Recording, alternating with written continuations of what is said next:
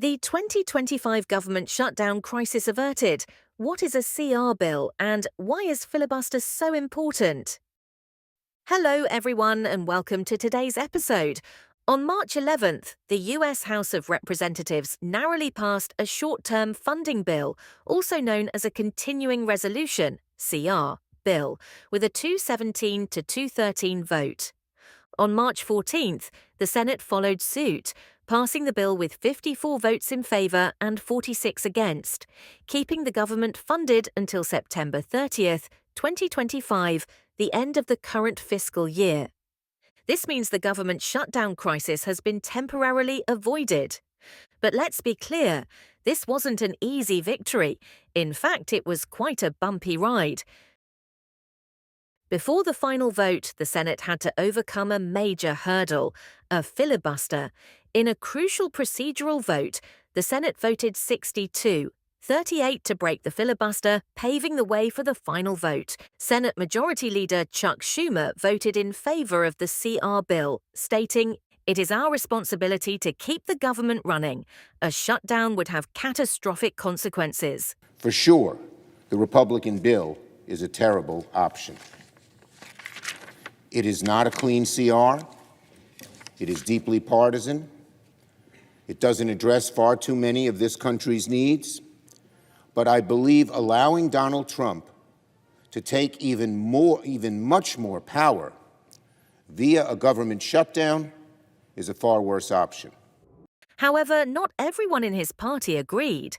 His decision drew strong opposition from progressive Democrats, particularly Alexandria Ocasio-Cortez, AOC, who criticized the bill for cutting funding for social programs and education, saying it betrayed core democratic values.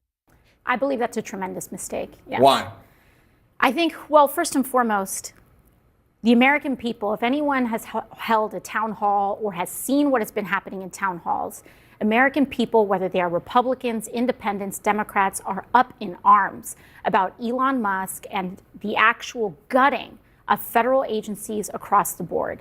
This continuing resolution codifies much of this chaos that Elon Musk is wreaking havoc on the federal government. It codifies many of those changes.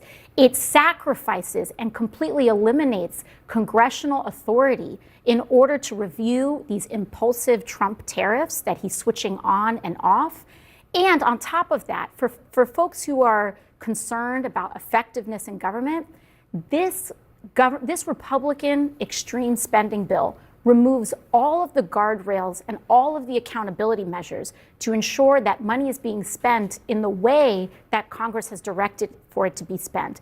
This turns the federal government into a slush fund for Donald Trump and Elon Musk. It sacrifices congressional authority, and it is deeply partisan. And so to me, it is almost unthinkable why Senate Democrats would vote to hand the few pieces of leverage that we have away for free when we've been sent here to protect Social Security, protect Medicaid, and protect Medicare.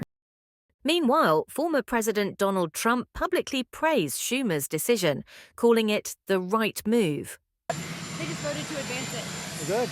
That's good. I mean, I was told that was what was going to happen. Very good. And I appreciate Senator Schumer, and I think he did the right thing. Really, I'm very impressed by that. But that brings us to some key questions. What exactly is a CR bill? Why does the US government keep facing shutdowns?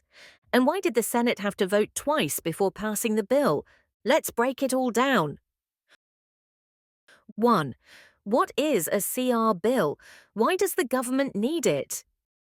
Imagine your household starts a new budget every October 1st, planning expenses for the entire year. But by late September, family members can't agree on the new budget, and time is running out. What do?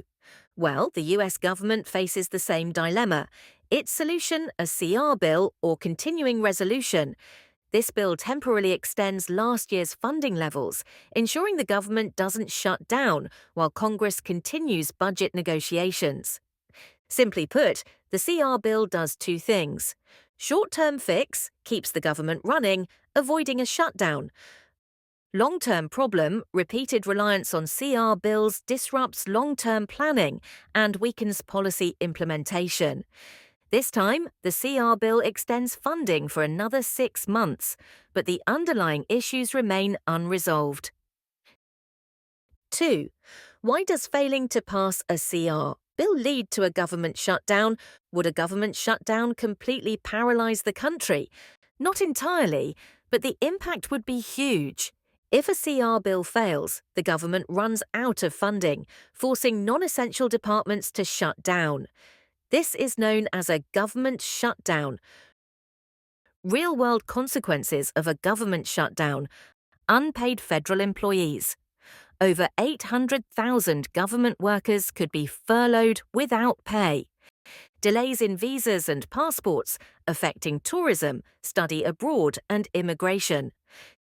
Closure of national parks and museums, hurting tourism and causing huge revenue losses.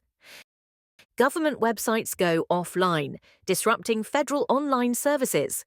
Economic damage: Goldman Sachs estimates that every week of shutdown reduces GDP growth by 0.2%. Longest government shutdown in US history. In 2018, during the Trump administration, a 35-day shutdown occurred due to a standoff over border wall funding. It led to 850,000 federal employees being furloughed and $24 billion in economic losses. Think of it like a company running out of cash, forcing workers to stay home without pay. The entire economy slows down. That's why avoiding a shutdown is so crucial. 3. What is a filibuster? And why did the Senate vote twice? At this point, you might be wondering, didn't the Senate pass the CR bill on March 14th? What was the 62-38 vote about? Well, that's where the filibuster comes in. The filibuster is a Senate tactic used to delay or block legislation by allowing unlimited debate. To break a filibuster and move to a final vote, at least 60 senators must agree to end debate. Think of it this way: you're in a work meeting and want to vote on a decision, but a few colleagues keep interrupting, arguing endlessly, preventing the vote. To move forward, at least 60% of attendees must say, "Enough talking, let's vote." That's exactly what happened here. The Senate first voted 62-38 to end the filibuster, then proceeded to the final vote of 54-46, officially passing the CR bill. Without breaking the filibuster, this bill might have never even reached a final vote. 4. Will CR bills become the new normal? Over the years, Congress has increasingly relied on CR bills. 1990 to 2000, 10 CR bills passed in 10 years. 2000 to 2020, CR bill usage skyrocketed, reflecting growing political gridlock. 2023 to 2025, Congress struggled to pass full budgets, relying heavily on CR bills to keep the lights on.